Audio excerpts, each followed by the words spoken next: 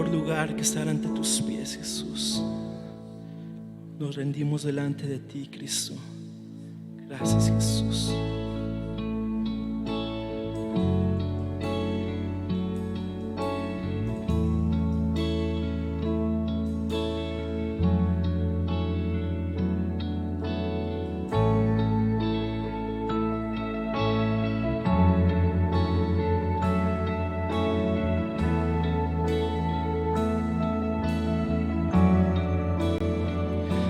A tus pies arde mi corazón, a tus pies entrego lo que soy. Es el lugar de mi seguridad, donde nadie me puede señalar. Me perdonaste, me acercaste a tu presencia, me levantaste, hoy me postro a adorarte. No hay lugar más alto, más grande que estar a tus pies. Estar a tus pies, no hay lugar más alto, más grande que estar a tus pies, que estar a tus pies.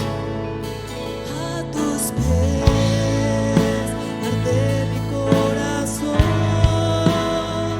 a tus pies entrego lo que soy. Es el lugar de mi seguridad, donde nadie me puede señalar.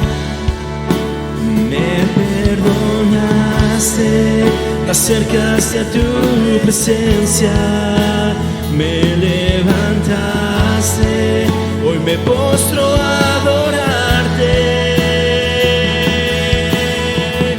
No hay lugar más alto, más grande que estar a tus pies, que estar a tus pies. No hay lugar más alto, más grande que estar a tus pies, que estar a tus pies. No hay lugar más alto, más grande que estar a tus pies, que estar a tus pies. No hay lugar más alto, más grande que estar a tus pies, que estar a tus pies.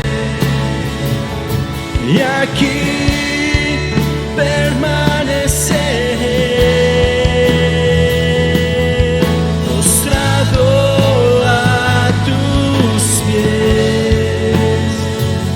Y aquí permaneceré a los pies de Cristo. Dile, y aquí permaneceré. Y aquí permaneceré postrado a tus pies. Y aquí permaneceré a los pies de Cristo. No hay lugar más alto, más grande que estar a tus pies, que estar a tus pies. No hay lugar más alto, más grande que estar a tus pies, que estar a tus pies.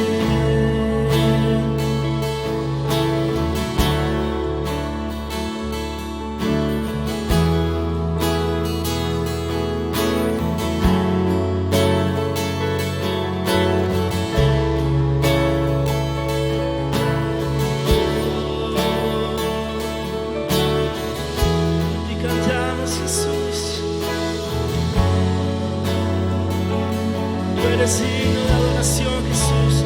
Tú eres santo, Jesús.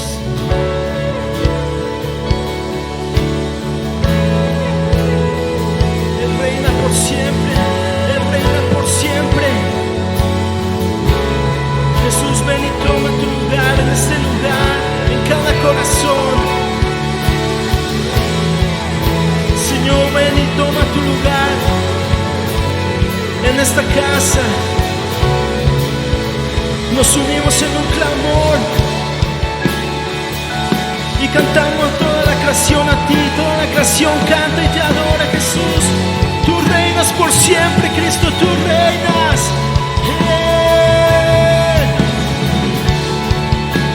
Tú eres santo, tú eres digno, Jesús. Rendimos todo delante de ti, Jesús. Más alto, más grande, estar a tus pies, estar a tus pies. No hay lugar más alto, más grande, estar a tus pies, estar a tus pies. No hay lugar más alto, más grande, estar a tus pies, estar a tus pies. No hay lugar más alto, más grande, estar a tus pies, estar a tus pies. No hay lugar más alto, más grande, estar a tus pies, estar a tus pies. No hay lugar más alto, más grande, estar a tus pies, estar a tus pies.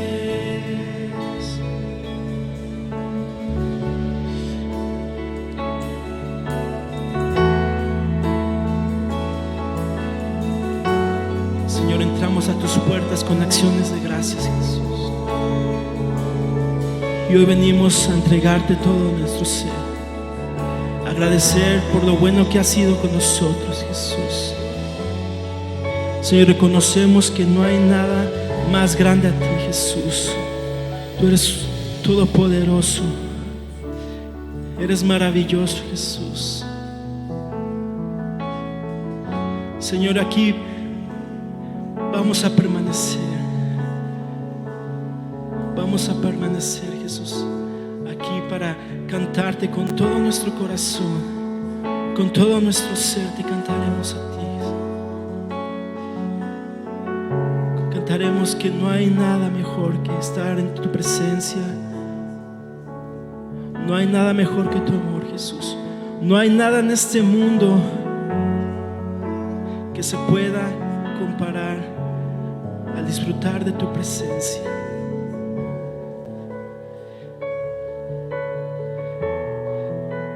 Dile al Señor: y aquí permaneceré.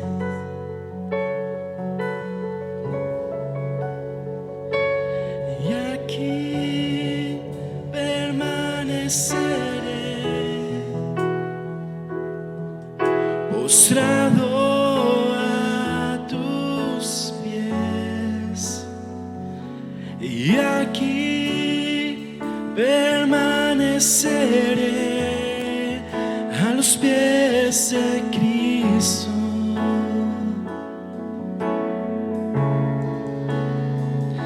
Y aquí permaneceré, postrado a tus pies. Y aquí permaneceré a los pies de Cristo. Gracias, Jesús, gracias. Dale un fuerte aplauso al Señor. Gracias, Cristo. Gracias por tu amor. Gracias, Jesús.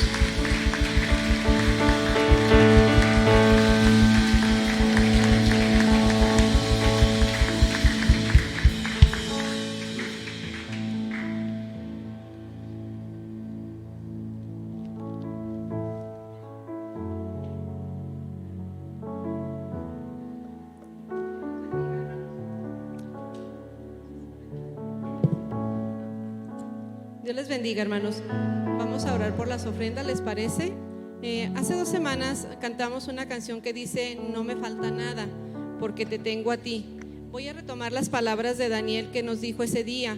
Dice: el ejercicio de la adoración va allá más de la música que cantar. La adoración tiene que ver con rendición, tiene que ver con entregar todo nuestro ser delante de Él. Y yo creo que también el día de hoy podemos rendir nuestras finanzas, podemos rendir aún nuestros problemas financieros si es que los tenemos.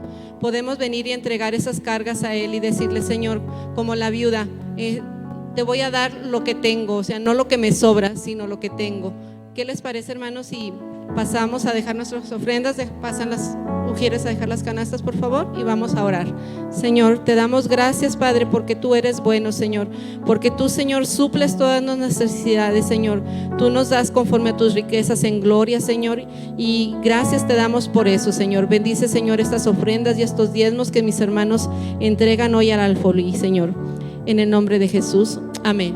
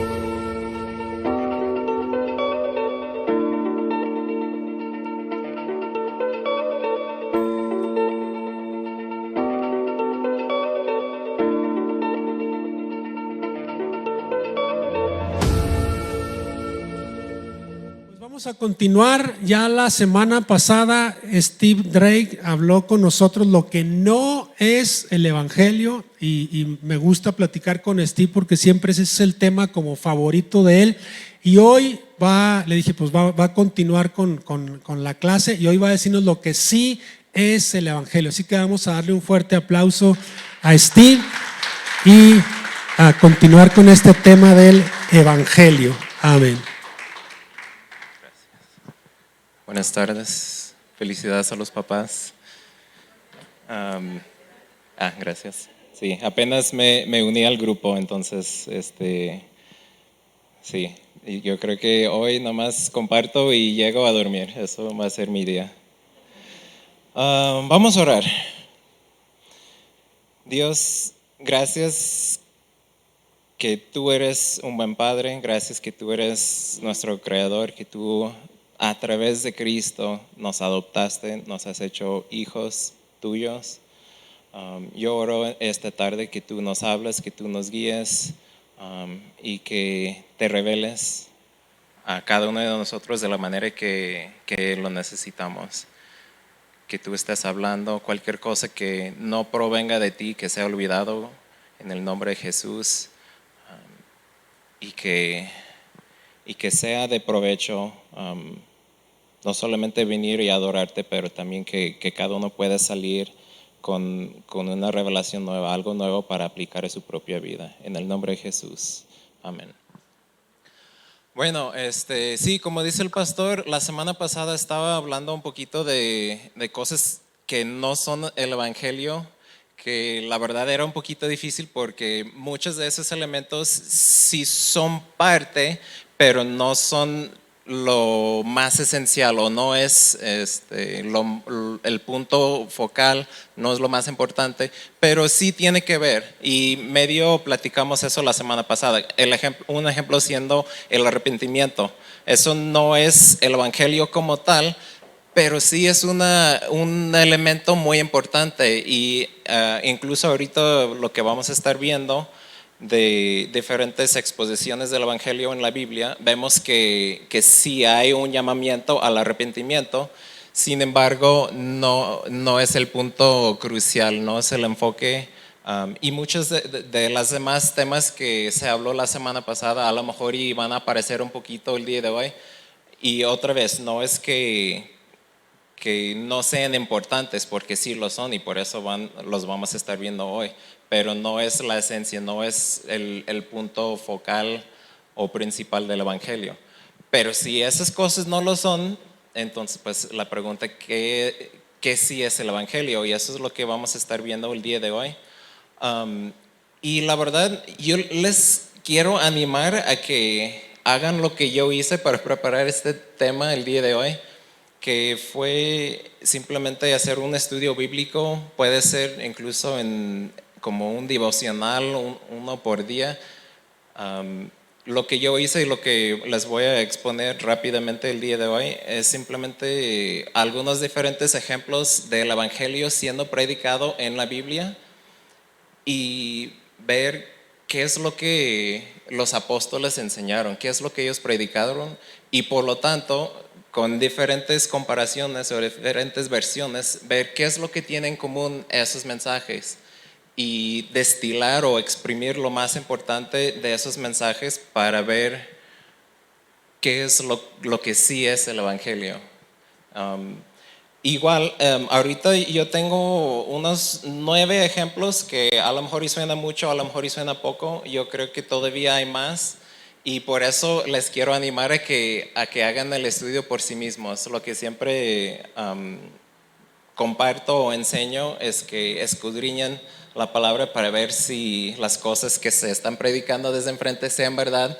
Pero eso también a mí me bendijo mucho ese proceso de estar viendo mensaje por mensaje e incluso contextualizar, entender a quién estaba hablando los apóstoles y todo el alrededor para entender un poquito más qué es el Evangelio. ¿Sí? Entonces, quiero empezar en Hechos capítulo 2. Por cuestión de tiempo voy a estar parafraseando todo esto, pero otra vez les animo mucho a que vayan y lean por sí mismos y en las diferentes traducciones para que ustedes mismos por su propia cuenta pueden estar viendo y descubriendo más acerca de qué es lo que sí es el Evangelio. Pero Hechos 2 del versículo 22 al 36 es una de las primeras instancias en las que yo veo el Evangelio siendo predicado. Para los que saben o los que no, ese pasaje es lo que se conoce como el día de Pentecostés. Es cuando vino el Espíritu Santo, personas empezaron a hablar en lenguas y los que estaban observando, no sé si se estaban burlando o algo así, pero se puede decir que estaban confundidos de lo que estaba pasando. Entonces luego Pedro se levanta y empieza a exponer al público, a los que estaban presentes, lo que estaba pasando. Y nada más les voy a dar puntitos. Espero que eso esté bien, que no les aburre demasiado.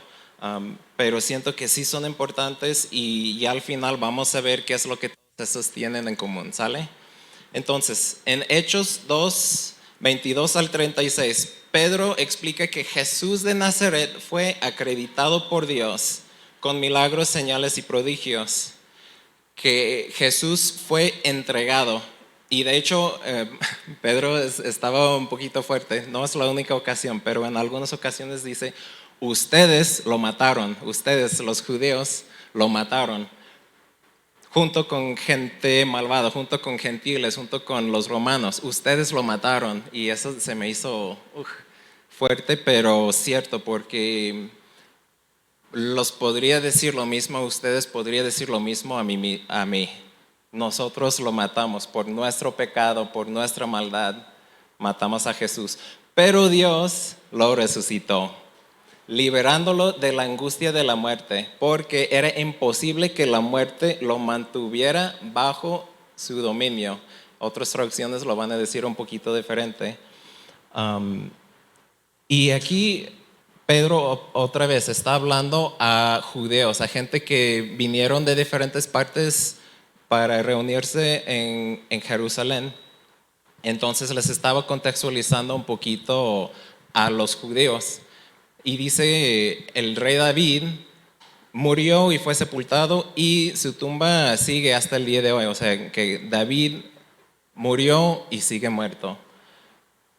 Pero antes de eso, David había profetizado, había predijo, se puede decir, la resurrección de Cristo y que Dios no lo abandonaría a la muerte. Entonces, eso era el mensaje de Pedro. Dios resucitó a Jesús y nosotros somos testigos de eso. Otro tema muy importante que vamos a estar viendo en las demás. Pedro estaba diciendo que Jesús resucitó y yo lo vi. Y mis compañeros lo vimos. Estuvimos conviviendo con él, estuvimos comiendo con él antes de que ascendiera al cielo. Y al final dice, Jesús a quien crucificaron, Dios lo ha hecho Señor y Mesías. Ahí en el versículo 36. Y vuelvo a repetir, después de todo ese discurso es cuando la gente pregunta, entonces, ¿qué debemos de hacer? Eso fue el mensaje.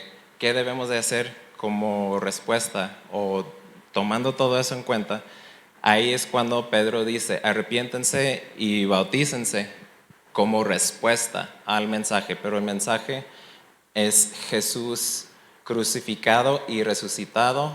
El mensaje es que Pedro y los apóstoles y las demás personas fueron testigos de que Jesús estaba vivo. Si seguimos hacia adelante en Hechos 3, del versículo aproximadamente 12 al 26, esto es cuando los apóstoles estaban yendo al templo y había un cojo que estaba ahí pidiendo limosna y ellos lo sanaron. O sea, no me acuerdo exactamente la frase, plata ni oro no tengo, pero lo que tengo te lo doy, algo así. En el nombre de Jesús, levántate. Se levanta y fue algo muy impactante porque muchas personas del templo lo habían conocido, lo vieron, sabían que estaba en condiciones físicas de las que no permitía que anduviera. Sin embargo, ahí estaba. Entonces, ellos preguntan, ¿qué pasó? ¿Cómo es que se sanó? Y ahí tenemos otra vez lo que yo considero una exposición del Evangelio. Dice otra vez, estamos en el templo, entonces estamos hablando a judíos.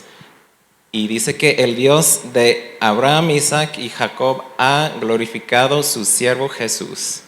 Ustedes lo entregaron y lo rechazaron. Y dice, rechazaron al santo y justo. Nada más para dar un poquito de contexto respecto a quién era Jesús, el santo y justo. Pidieron que un asesino fuera liberado y ustedes mataron al autor de la vida. Ahí es otro nombre que utilizan para describir a Jesús, el autor de la vida. Ustedes lo mataron, pero Dios lo resucitó de la muerte. Por fe en el nombre de Jesús, el cojo fue sanado. Y dice, antes actuaban en ignorancia, hablando tanto a los judíos como a sus gobernantes, dice, también vuestros gobernantes. Actuaban en ignorancia, pero básicamente ahora ya no hay excusa. Entonces, aquí es uno de los versículos favoritos del pastor, de hecho, que es arrepentíos y convertíos. Y esa palabra de convertirse, conviértanse, arrepiéntanse y conviértanse, es algo que explícitamente es voltearse hacia Dios, no simplemente arrepentirse por arrepentir, porque el arrepentimiento es meramente un cambio de mente, pero es cambiar la mente no hacia otras cosas, sino cambiar la mente hacia Dios. Eso fue el mensaje otra vez de Pedro, ya explicando cómo es que el cojo fue sanado.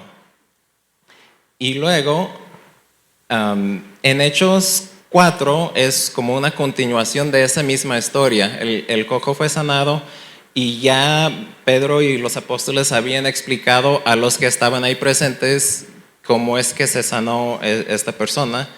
Y luego fueron llevados delante de los autoridades judeos, los saduceos, si no me equivoco.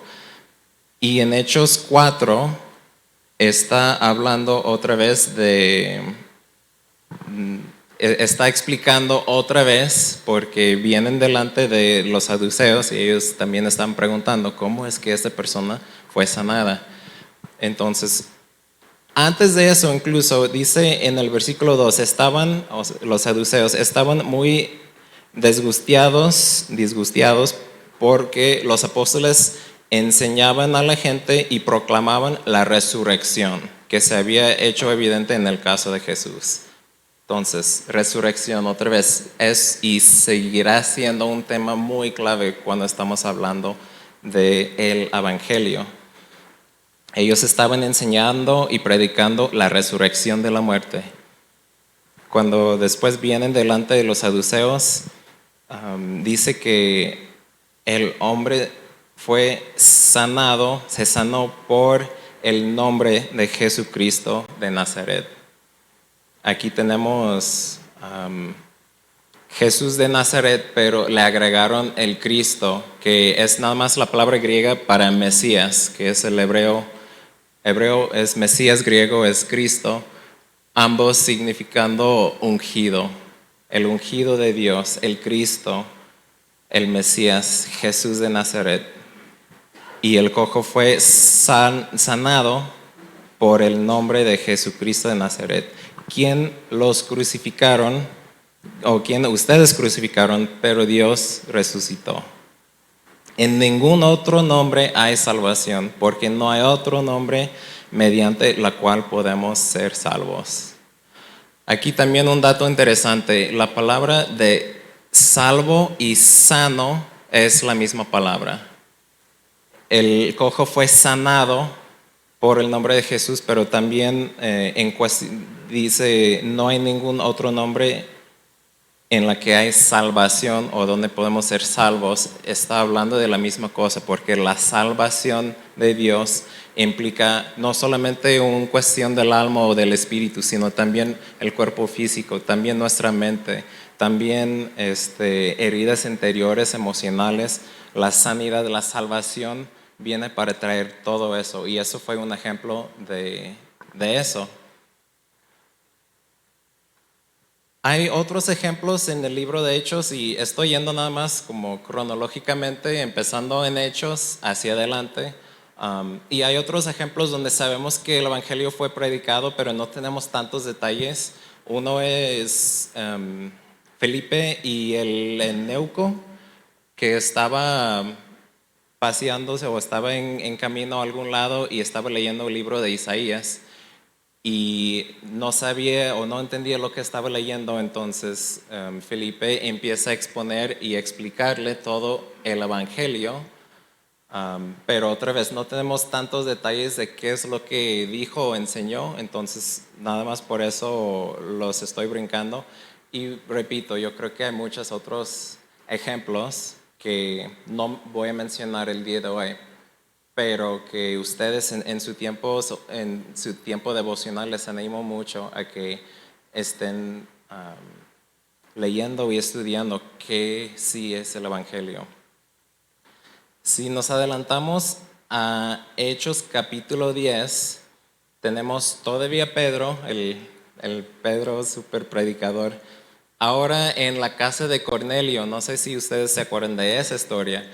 Cornelio, que no era judío, pero dice la Biblia que era respetado por los judíos, era temoroso de Dios, que ofrendaba a los pobres y oraba, esas cosas.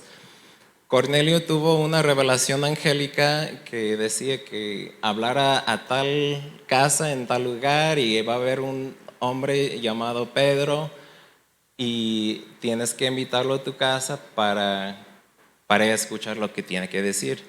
Entonces manda a traer a Pedro y lo trae a su casa.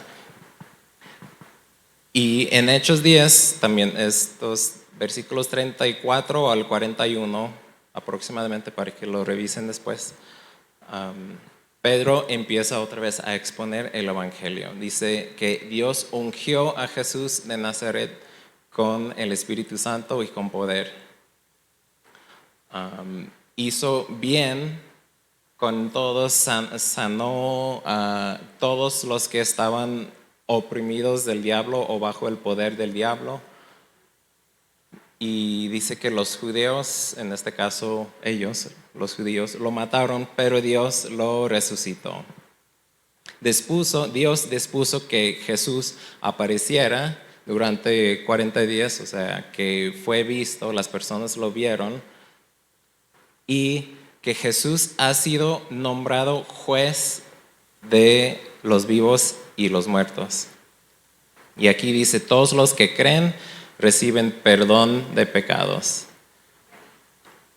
Ahí otra vez tenemos varias cosas similares con los otros mensajes, algunas cosas nuevas, pero lo importante, y hasta ahorita todos los mensajes, cada vez que se habla del Evangelio, se está hablando de la muerte y resurrección de Jesús. Hechos 13, del 16 al 41. Ahora ya estamos con Pablo. Pablo está en una sinagoga en Antioquía de Pisidia, y el costumbre en las sinagogas es que se leían las escrituras, y dice la Biblia que terminando eso, preguntó si alguien tenía algo que decir. Pablo se levanta y empieza a hablar. Entonces estamos en una sinagoga, entonces estamos con judíos otra vez. Dice que Dios escogió el pueblo de Israel y los prosperó en Egipto. O sea, antes de que fueran esclavos, ¿sí se acuerdan, verdad? Cuando van a Egipto, José, que fue vendido y llegó, después de todo lo que pasó, él trajo a toda su familia y el pueblo de Israel empezó a prosperar. Tenía mucha prosperidad. Los prosperó en Egipto, y también está muy interesante. Dice que aguantó su mala conducta en el desierto durante 40 años. O soportó, dependiendo de la traducción. A mí se me hizo entre chistoso y algo un poquito consolador de que Dios sí era muy paciente con el pueblo, y eso era parte del mensaje de Pablo en esta expresión del Evangelio. Dios los aguantó su mala conducta en el desierto durante 40 años. Dice que quitó 7 naciones de Canaán para darles su herencia, su tierra prometida. Estaba ocupado por otras naciones, y Pablo está diciendo que Dios, el Dios de sus antepasados, hizo todo eso. Después dice que Dios los dio al pueblo, los dio jueces, y después el rey Saúl, y después de Saúl vino David, un hombre tras de su propio corazón, y dice, hablando Dios, él hará todo lo que yo quiera, respecto a la obediencia o ese tipo de corazón que tenía David. Y dice que de ahí es donde vino el Salvador Jesús. Dice que la gente de Jerusalén no lo reconocieron, o sea, no lo reconocieron como el Salvador que era, y por lo tanto lo condenaron. Siendo inocente, fue ejecutado, fue sepultado, pero Dios lo levantó de los muertos.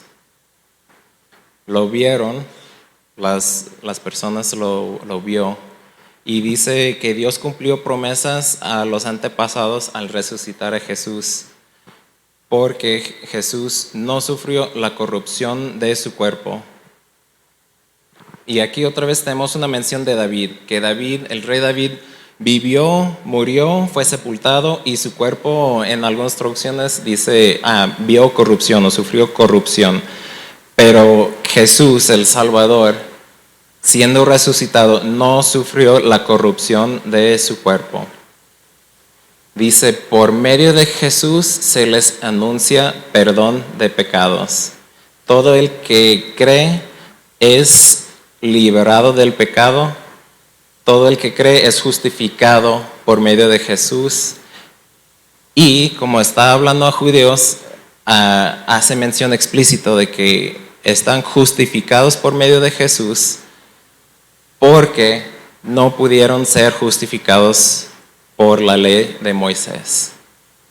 Tanto a los judíos como hoy en día, yo siento que eso es uno de los elementos bien importantes que tenemos que entender. No pudieron ser justificados por la ley de Moisés. No podemos ser justificados por la ley de Moisés. ¿A qué me refiero con eso? Con los 10 mandamientos, con cualquier otro tipo de regla moral que debemos de hacer esto o no debemos de hacer esto, no podemos ser justificados de ningún otro modo más que por Jesús. Por medio de Jesús somos justificados, somos liberados del pecado. Por medio de Jesús se les anuncia el perdón de pecados. ¿Cómo andamos? ¿Sí bien? ¿Está confuso? ¿Está sencillo? ¿Mazos? ¿Están durmiendo? Hechos 17. Esto es Pablo en Atenas, hablando ahora a griegos. Hechos 17 del 22 al 32. Esto es cuando ve Pablo todos los ídolos que tienen los griegos y encuentra el altar al Dios no conocido, y de ahí empieza a predicar. Dice que Dios no reside en templos hechos por humanos, ni siquiera Dios es una imagen de oro o de plata o piedra hecho por seres humanos, como las demás dioses que ellos tenían. Estaba tratando de distinguir a Dios, el Dios no conocido, como algo diferente de lo que ellos conocían como Dios. Dice que Dios es quien da vida y aliento y todo. Antes pasó por alto la ignorancia, y ahí otra vez es esa palabra, la ignorancia, que en este contexto la ignorancia es de esos ídolos. Cuando estaba hablando con los judíos era la ignorancia de haber matado a Jesús, pero en ambos casos Dios era lento en su ira, o estaba, como dice aquí, pasando por alto la ignorancia, pero ahora los llama al arrepentimiento. Dice, Dios juzgará al mundo por medio del hombre que Él ha designado y que ha dado prueba a todo al levantarlo de la muerte. Y en Hechos 17, en el versículo 32, se me hace que 32...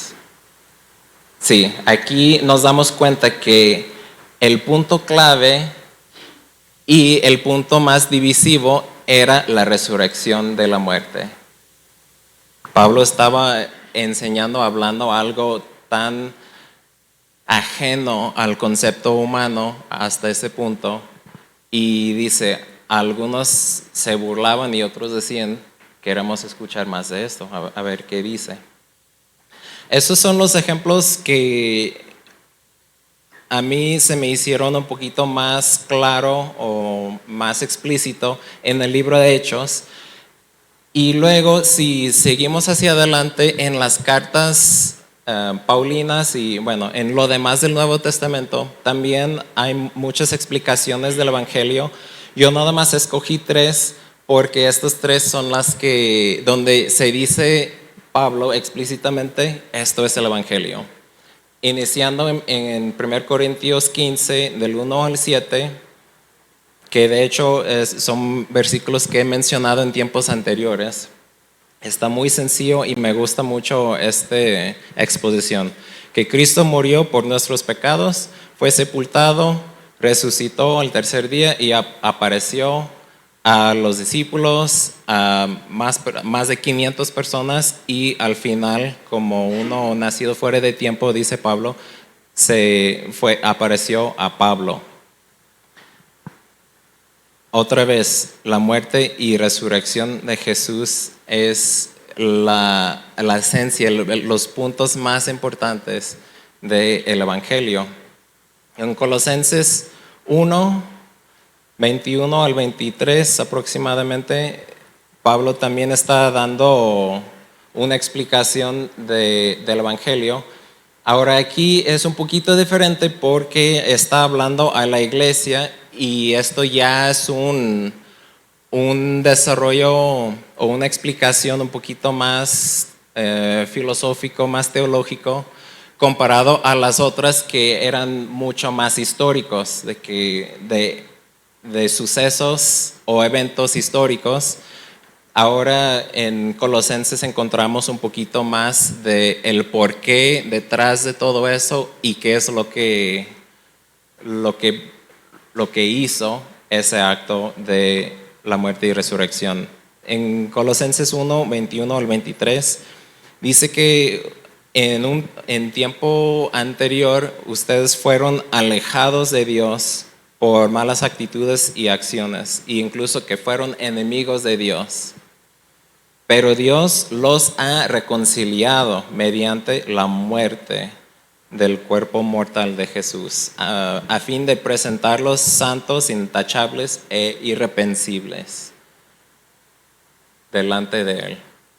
Entonces aquí está otra vez un poquito diferente la explicación, pero otra vez tenemos muy presente la muerte de Cristo y lo que todo eso hizo a nuestro favor, para que fuéramos presentados santos, intachables e irreprensibles.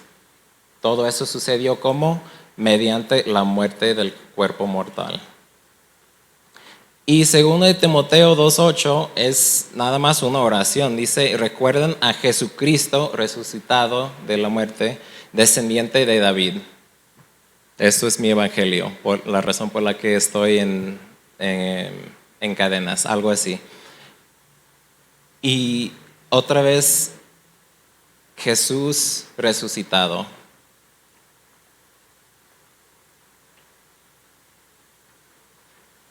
Repito, yo creo que hay más ejemplos del Evangelio siendo predicado tanto en el libro de Hechos como desarrollado en otras cartas. Escogí esos simplemente porque se me hicieron un poquito más sencillos, pero cada uno de esos tiene mucha riqueza de qué es el Evangelio, y también podemos estar viendo que de acuerdo a la audiencia, Pablo o Pedro o quien estuviera compartiendo adaptaba o contextualizaba ciertos elementos del mensaje a su audiencia. Cuando estaba hablando con judíos, apelaba a toda su historia, a su Dios de Abraham, Isaac y Jacob. Apelaba a el rey David, quien profetizaba que el Salvador vendría a través de su descendencia. Y también tenemos varios ejemplos de que el rey David era un hombre tras el corazón de Dios, pero que murió, fue sepultado y sigue en la tumba hasta el día de hoy. Pero haciendo esa comparación con Jesús, que murió, fue sepultado y resucitó el tercer día. Y cuando había una audiencia gentil, a los que no eran judeos, el mensaje sí es un poquito diferente, pero la esencia sigue siendo la resurrección de la muerte. De Jesús en particular, pero en general se hablaba de la resurrección de la muerte en términos muy generales, y incluso en la Biblia tenemos en Mateo, se me hace que no lo tengo anotado, pero en Mateo como 27 por ahí, dice que cuando Jesús resucitó también había muchos hombres santos, creo que es como lo dice, que también resucitaron y aparecieron en las ciudades. Y bueno, es un versículo que yo creo que merece más atención a lo que muchas veces recibe. Y sé que lo tengo anotado en algún lado, pero no está. Mateo 27 algo. Ahí lo leen después. Pero la resurrección de la muerte es uno de los temas cruciales, esenciales respecto a el Evangelio. Las buenas noticias de que la vida no termina cuando morimos. Va a haber una resurrección. De Jesús siendo el primero, pero todos los que creemos en Él vamos a participar en esa resurrección.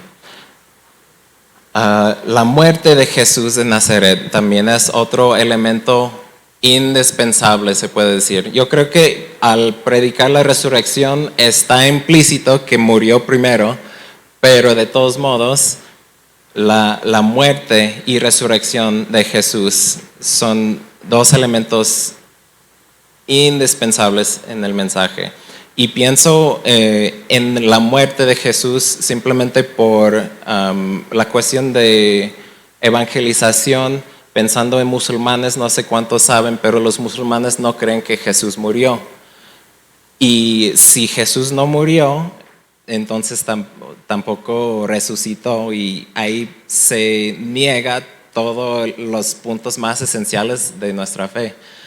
Pero viendo aquí, en todos los 9 versiones del Evangelio que vimos así nada más rápido, pero vemos que la muerte y resurrección están presentes en todas ellas.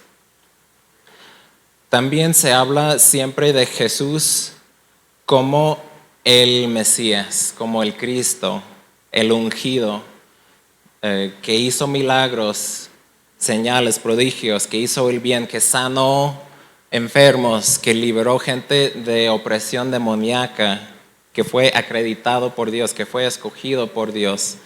Todo eso apuntando como el cumplimiento de muchas profecías que se habían hecho desde cientos de años antes. Jesucristo, que no es el nombre sino su título, Jesús el Cristo, Jesús el Mesías, Jesús el ungido, fue quien hizo todo esto. Y era el Mesías quien iba a traer salvación al pueblo de Israel y al mundo.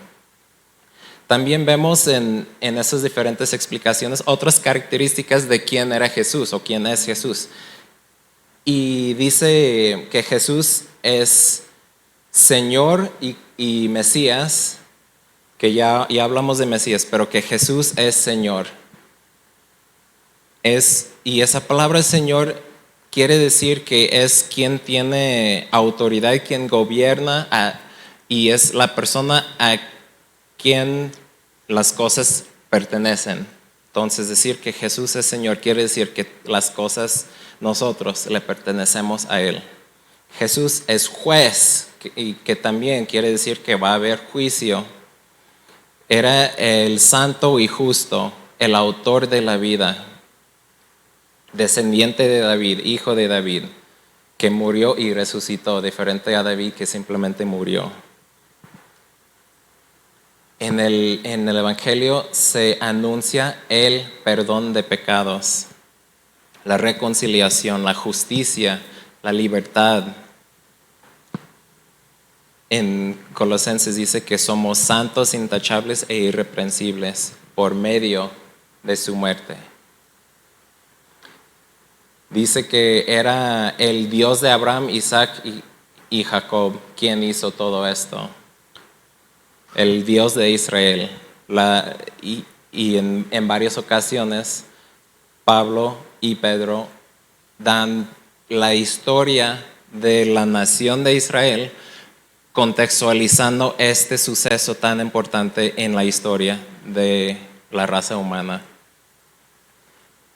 Y eso es otra cosa que no lo preparé, pero cabe mencionar que el Evangelio es un mensaje, es un hecho histórico muy específico, pero se tiene que entender dentro de toda una historia de la creación, la caída y el trato de Dios con su pueblo durante todos esos años, las promesas que se hizo para después llegar a el mensaje de Jesús, su vida perfecta, su muerte, su resurrección y todavía lo que está por venir con su regreso y la perfección de todas las cosas. El Evangelio es un pedazo de una historia más grande que Dios está dando, que está narrando a lo largo de toda la Biblia. Y contextualizarlo de ese modo nos ayuda a entender exactamente el qué y el cómo y el por qué de la muerte y resurrección de Jesús. Ahora, ya mencioné la semana pasada algunas cosas que el Evangelio no son. Quiero mencionar estos y ahí me perdonen si se ofenden, pero siento que también es importante entender que en todos estos mensajes, todas esas exposiciones del Evangelio, no menciona salvar almas, no menciona el espíritu. No me apedrean. No quiero decir que el alma o el espíritu no es importante, pero siento que a veces hemos dado un enfoque tan fuerte en salvar almas, que el alma, las almas o el espíritu, que se nos ha olvidado por completo el cuerpo físico, que en realidad es el punto central del Evangelio, la resurrección del cuerpo físico de Jesús. Y por lo tanto, otra cosa que no menciona en ninguna de esas presentaciones del Evangelio es ir al cielo. No quiero decir que no vamos al cielo, pero el concepto que a veces tenemos del cielo puede cambiar nuestra manera de comportarnos aquí en la tierra, porque mencioné yo creo la semana pasada, si el cielo es un destino, entonces Jesús y el Evangelio es el medio por el cual llego ahí.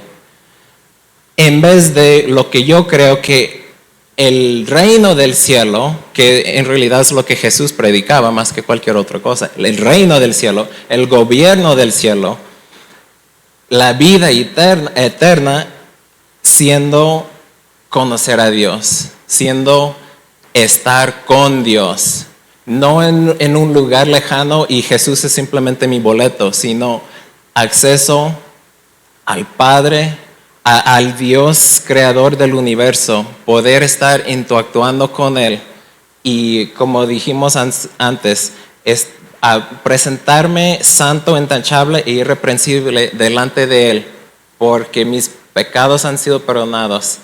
Todo eso es la vida eterna y eso no es algo futuro, eso no es algo venidero, es algo que al momento de aceptar, de creer que Jesús es Señor y que Dios lo levantó de la muerte, podemos tener acceso y la vida eterna empieza en ese momento. ¿Sí? No es algo de que, pues cuando yo muera, es algo de ahora. Y simplemente menciono en Juan 17:3, que es de mis versículos favoritos, dice: esta es la vida eterna, que te conozcan a ti, el único Dios verdadero, y a Jesucristo a quien tú has enviado. Porque de tal manera amó Dios al mundo que envió a su Hijo ¿para qué? Para que todo el que cree no se pierda, sino que va al cielo, que tenga vida eterna. Y eso es algo que empieza aquí en esta tierra.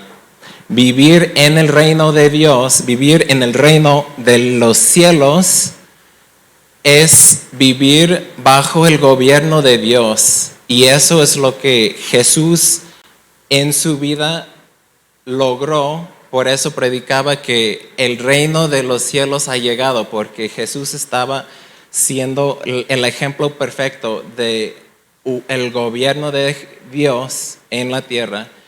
Por su obediencia perfecta, el gobierno de Dios estaba con él y por lo tanto pudo echar fuera demonios, porque el gobierno, la autoridad, el reino de Dios estaba ahí presente. Y eso es una de las cosas que yo sí siento que es importante entender respecto al Evangelio. No es algo futuro, no es algo que está por venir. Sí hay cosas futuras, sí hay cosas por venir, pero hay tantas cosas que se pierde hoy en día por estar pensando que todo es al futuro. No sé si me estoy dando a entender. Y si me están entendiendo, porque digo, eso es, la verdad no me animé a decir eso la semana pasada porque dije, no, eso es, sí me van a apedrear por eso, pero el texto lo dice, el Evangelio no hace mención de ir al cielo. Otra vez, no quiere decir que no va a suceder. Yo en lo personal, nada más para que sepan, yo soy de la creencia de que no vamos al cielo, sino que va a haber un nuevo cielo y una nueva tierra y Dios va a habitar con nosotros en la tierra, porque vamos a ser resucitados en nuestros cuerpos físicos, porque de eso se trata el Evangelio, la resurrección de la muerte y del cuerpo físico de Jesús siendo el primero. Todos los demás también seremos resucitados en nuestros cuerpos físicos para vivir y reinar en una tierra glorificada bajo el reino de Dios, el reino del cielo, que es Dios con nosotros gobernando y reinando para siempre. Pero eso también hay muchas diferentes opiniones respecto y por lo tanto escudriñan la palabra para ver qué es lo que la Biblia dice acerca de todo eso. Otra cosa que no menciona el Evangelio en estas diferentes exposiciones es aceptar a Cristo en tu corazón. Otra vez, no me vayan a malentender, pero no se habla, no hace mención de eso en ninguno de esos. Y otra vez, eso muchas veces es algo que cuando estamos en actividades de evangelismo o que cuando estamos interactuando con no creyentes, la meta o lo que decimos muchas veces es que acepten a Cristo o que lo reciban en su corazón. Y no quiero decir que eso sea malo, porque creo que entiendo hacia dónde va ese pensamiento. Creo que aceptar a Cristo en tu corazón quiere decir que lo hagas Señor. Y en ese caso estoy completamente de acuerdo. Jesús es Señor y eso es una parte esencial de la vida nueva. Pero algo que no me gusta es cuando utilizamos frases y terminologías sin entender qué quiere decir. Y para mí, aceptar a Cristo en tu corazón era algo que yo antes escuchaba y me enseñaron, e incluso yo decía en tiempos anteriores. Y después me puse a pensar, ¿qué significa aceptar a Cristo en mi corazón? ¿O dónde dice eso en la Biblia? Y no para decir que es escudriñado de cada letra y palabra de la Biblia, pero no era un concepto que encontré en cuestión de salvación. Y otra vez, haciendo referencia a estas diferentes exposiciones del Evangelio, no es algo que veo, pero lo que sí creo es lo que Pedro dijo en Hechos 2 al estar hablando en el día de Pentecostés. Jesús, a quien crucificaron, Dios lo ha hecho Señor y Mesías. Eso sí creo al 100%.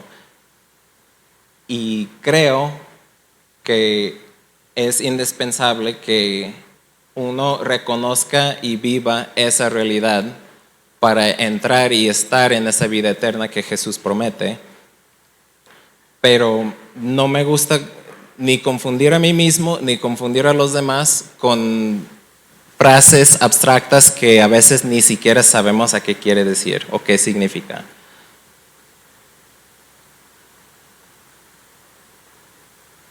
Entonces, todo eso para concluir con Romanos 10:9. Dice, si confiesas con tu boca que Jesús es el Señor y crees en tu corazón que Dios lo levantó de la muerte, serás salvo. Y lo que mencioné la semana pasada, en Romanos 1, dice que el Evangelio es el poder de Dios para salvación. El Evangelio, este mensaje, Romanos 1:16. No me avergüenzo del Evangelio, pues es poder de Dios para la salvación de todos los que creen, de los judíos primeramente, pero también de los que no son judíos. Gracias a Dios. El Evangelio es el poder de Dios para la salvación, que otra vez significa mucho más que simplemente salvación en el concepto que típicamente tenemos. Salvo, sano, liberado, hecho entero, es uno de los significados de esa palabra. Y otra vez, la Biblia no lo dice explícitamente, pero yo propongo y creo que es ese mismo poder del Evangelio que en Romanos 12:2 dice que no seamos amoldados al mundo actual, sino transformados mediante la renovación de nuestra mente. Y yo creo que el Evangelio es ese poder de renovación de la mente, lo cual nos transforma. Es el Evangelio que al confesar con nuestra boca que Jesús es Señor y realmente creer que Dios lo levantó de la muerte, ahí es donde empieza la vida eterna. Que otra vez no es cuando llega al cielo o cuando muera lo que sucede después. La vida eterna empieza ahora. La vida eterna es conocer a Dios, es conocer a Cristo, quien Él ha enviado. Y les puedo contar historias y historias. Yo creo que la mayoría, si no todos de ustedes, también tienen sus propias historias de cómo es esa vida estando con Dios, conociendo a Dios. Y es algo incomparable. Y es este mensaje que Jesús mismo nos encargó que compartiéramos. Es esto, otra vez, no es que eres pecador y te tienes que arrepentir, aunque sí es parte de, pero no es lo todo. Lo esencial es que Jesús de Nazaret, el ungido de Dios, el Cristo, el Mesías, que caminó sobre esta tierra, viviendo una vida perfecta, intachable, respecto a la ley de Moisés, cumpliendo todos los requisitos de perfección, todo el alto estándar que Dios tenía para con la raza humana. Murió para reconciliarnos con Dios y resucitó para que también tuviéramos nosotros vida, que también tuviéramos la esperanza de la resurrección de la muerte. Y bueno, no sé exactamente cómo cerrar esto, pero espero que les haya servido de algo y espero de verdad que ustedes por su cuenta estudien qué es el mensaje que los apóstoles predicaron. Porque sí hay diferencias, sí hay variación de punto en punto, pero la esencia sigue siendo, y lo vuelvo a repetir, Jesús crucificado, sepultado, resucitado.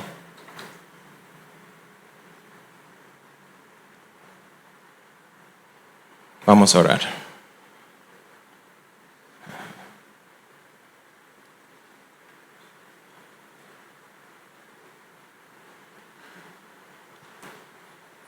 Dios, en estas diferentes explicaciones del Evangelio hay una frase que resalta vez tras vez: pero Dios. Y yo oro que tú obres de ese modo el día de hoy. Dice Pedro: ustedes mataron a Jesús, pero Dios lo resucitó. Fue ejecutado y sepultado, pero Dios lo levantó de los muertos. Ustedes antes eran enemigos de Dios, pero Dios los ha reconciliado. Y yo oro que de modo que entendamos y comprendamos más tu evangelio, que podemos ver ese pero Dios cada vez más en nuestras vidas. Mis finanzas no están bien, pero Dios es mi proveedor. O las cosas con mi familia no están como quisiera que fueran, pero Dios. Porque ese pero Dios es lo que testifica que tú intervienes a nuestro favor, de la manera que tú intervienes para traer sanidad, traer salvación, de la manera que tú viniste para resucitar a Jesús. De ese modo tú todavía estás operando, todavía estás interviniendo, todavía tu gracia abunde para con nosotros. Y te doy gracias que a través de este mensaje, a través del Evangelio, tenemos acceso a tantas promesas, tenemos acceso a tu provisión, a tu cuidado.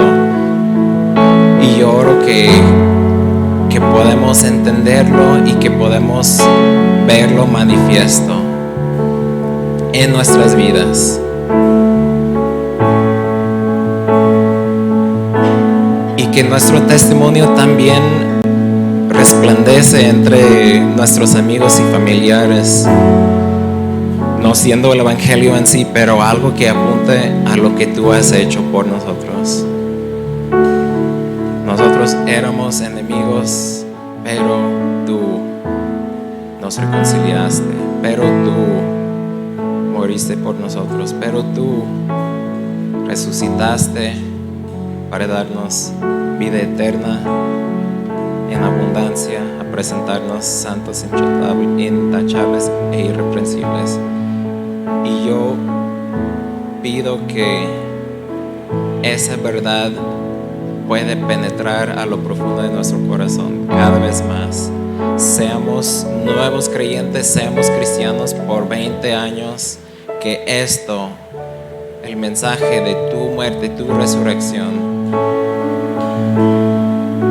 sea algo que tú reveles cada vez más, porque aquí es donde encontramos nuestra identidad, aquí es donde nos hacemos hijos.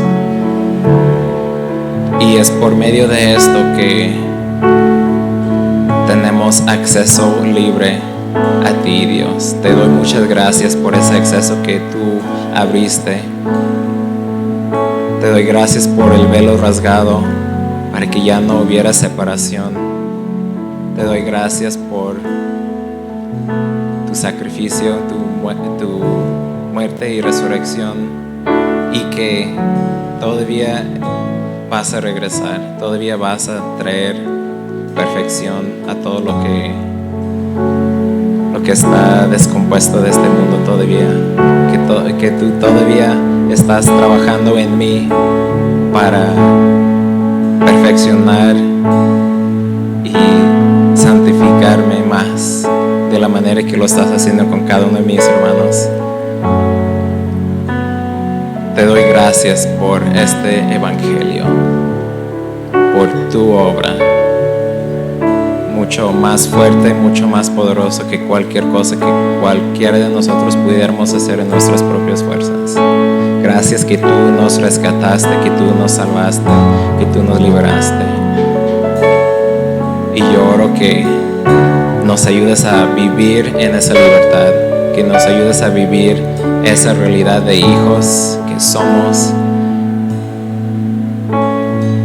y que tu gobierno reina en nuestra vida y que se extienda a través de nosotros. En el nombre de Jesús.